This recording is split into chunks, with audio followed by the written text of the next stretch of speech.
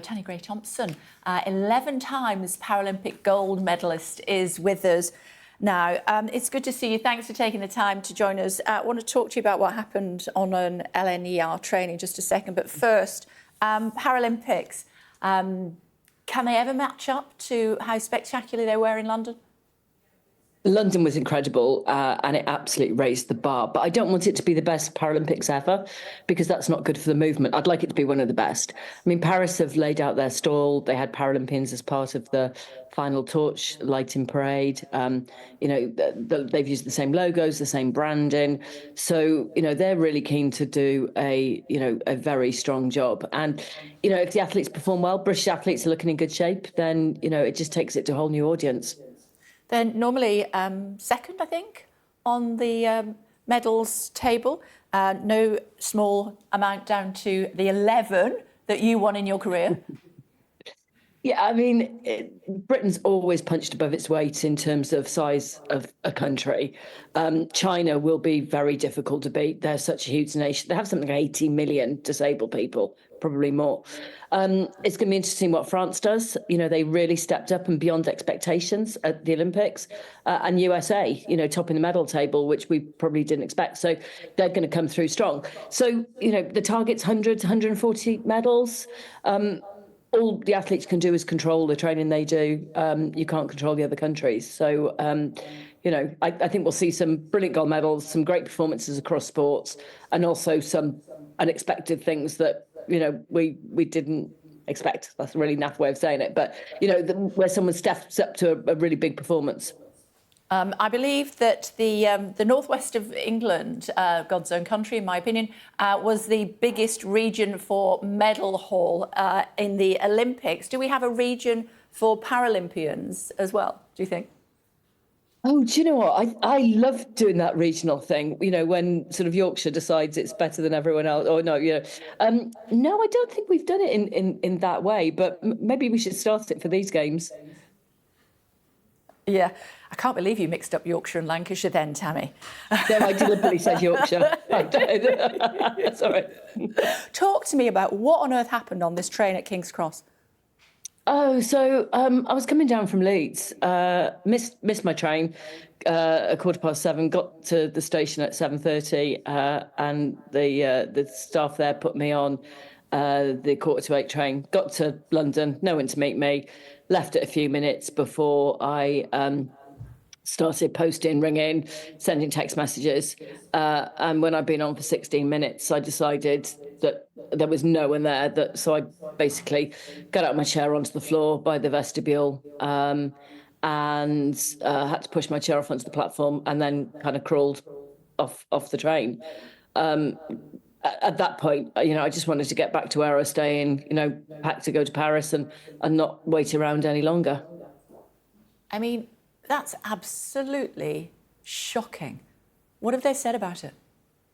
Well, I had a phone call from a senior member of the team while I was on the platform leaving the station. They're going to launch a full investigation. The chief exec has personally apologised to me. But, this is not the only time it's happened. I've got a platform, and that's why I talk about accessibility on trains. Loads of disabled people don't have that. And it's been really interesting yesterday. Lots of people have emailed me to say they've had problems, across the whole train network.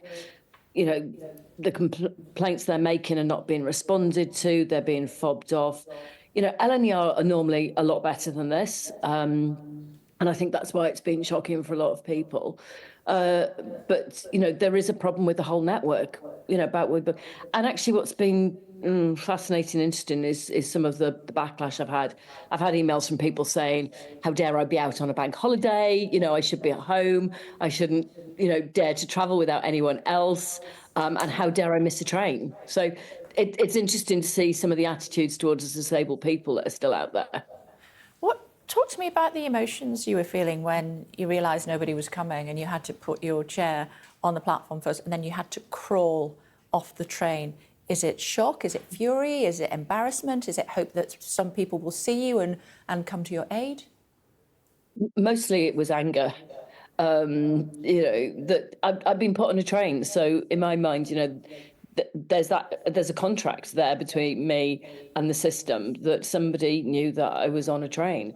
The booking system, every train company has a different way of doing it. There's a passenger booking app, which is just bolted on the front of a system that doesn't work terribly well. And we have a legal right to turn up and go. We don't have to book assistance. I can just turn up at the train station. I don't, have any rights to be on a train that's leaving in the next 2 minutes. But, I do have a right to not book. Every disabled person does. I sometimes think it's much harder when you haven't booked, when you have to turn up at a train station. And depending which company it is, which station, you almost have to beg to get on a train. I haven't booked. Is it okay? Please, can I get on a train? And that's more humiliating than, what I went through. But I'm lucky I can still get off a train. There are thousands of disabled people who can't do that. And would have been stuck. I was trying to think about pulling the emergency cord, couldn't actually reach it. And that would have delayed the train going north. So, there's all these things going through your head while actually I just wanted to get out of the station. And what was your onward journey like over to Paris? Oh, that was great. It was quite funny arriving at Eurostar yesterday. I think they might have seen some of the media coverage, so they couldn't do enough for me. But generally, I've had good experiences on them.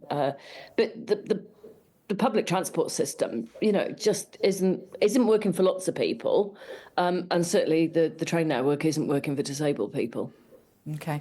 Well, I hope you enjoy the Paralympics. It's good of you to take the time to join us this morning. Thank you. Thank you.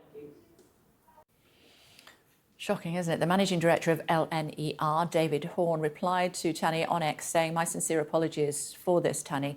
Something has clearly gone wrong here and we've let you down. We'll investigate what went wrong and share the details."